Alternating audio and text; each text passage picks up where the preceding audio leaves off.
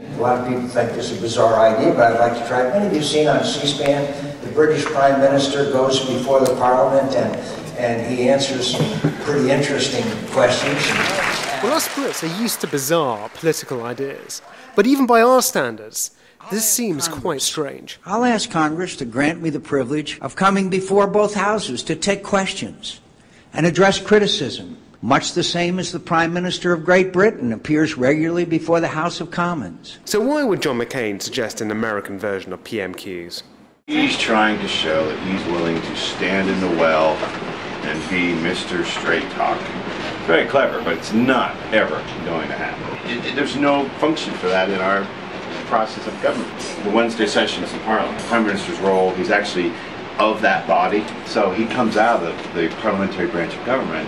So for him to come back and participate in the well of that government is completely appropriate. The Prime Minister still persists in saying that the Constitution doesn't change anything, it's just a tidying up exercise. So, Mr. Speaker, by common accord, for the last time, that's the reason why nobody believes a word he ever says anymore. Why not have a system where I'd ask the Speaker and the Republican leaders, say, get 40 of your colleagues together, and we'll go back and forth there. I know most of them. The President came out just go to Capitol Hill. Do you think Harry Reid, Senate Majority Leader, is going to fight McCain up if he's president to sit down and kick it? No. I mean, someone's smoking crack. I think it'd be fine. Now let's try another example of straight talking from the Prime Minister. The House of Commons is like a bear pit. Let the honourable gentleman speak. It's really street theatre. It never gets easy, let me tell you. Away. That's the history of the Conservative Party. The message is vote blue and get rid of this useless Prime Minister. It's so fast, and all the media are watching your every move. You know, if you stumble or if you say the wrong word, what they're doing is they're watching your performance rather than always listening to what you have to say. The President of the United States. There's a different position. He is, of course, going to be head of state as well as executive head. Head of state carries with it a degree of respect, and I think Americans respect their president more in the role of president more than people respect the role of Prime Minister over here. I said he was useless a year ago and I haven't changed my mind since.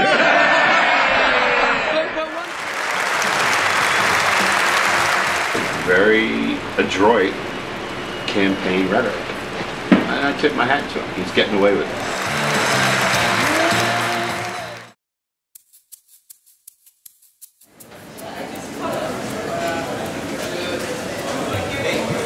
Hey, how you doing? All right. You alright? Thanks for coming down.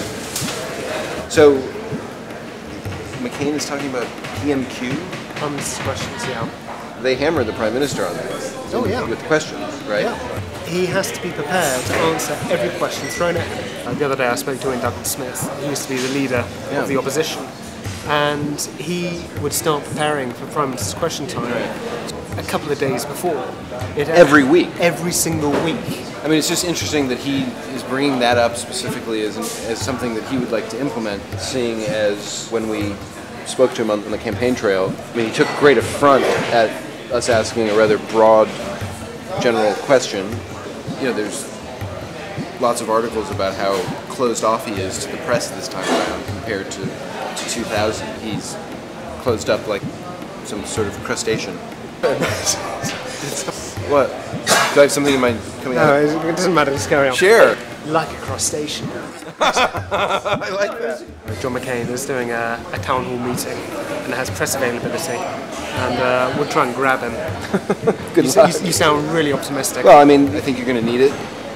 I mean, I'd need it too, trying to get anybody to talk about Pakistan. Has Richardson returned your call? No. Neither has Obama or McCain. So, you know, everybody had a lot of policy statements 6 months ago. And now, since Musharraf resigned, it's not all that surprising. Well, good luck as well. All right, I gotta go. Take care. Bye.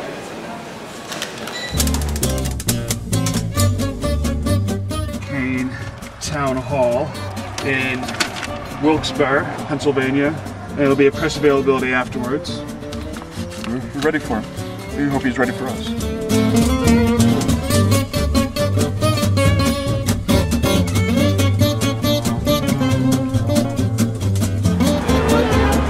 Good morning.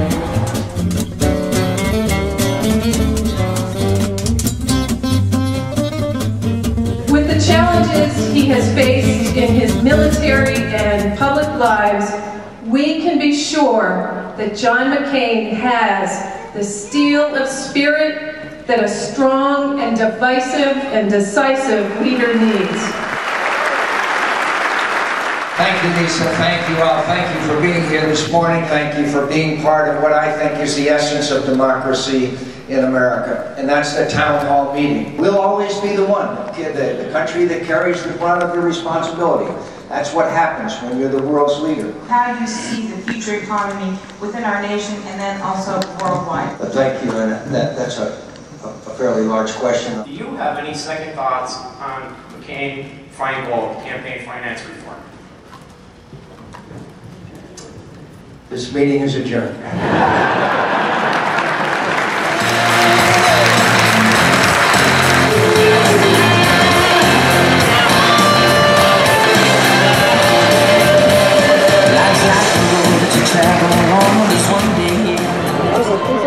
We'll be doing a very quick press availability. No, it's not. We've come quite a long way to talk to them about the issues. We do complain the fact that Barack Obama is getting all the attention, and when we do want to ask questions, we can't. No, there's not going to be any opportunities today for it. I don't know. Well, why is that?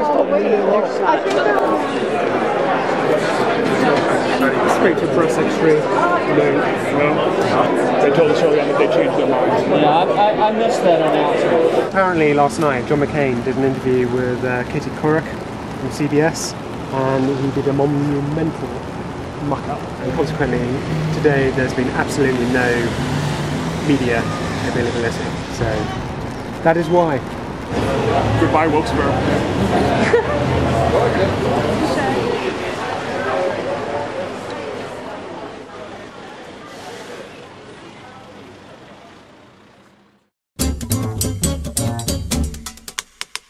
Senator Obama has pledged universal health care. Is this now actually possible financially? Where's this money going to come from? Well,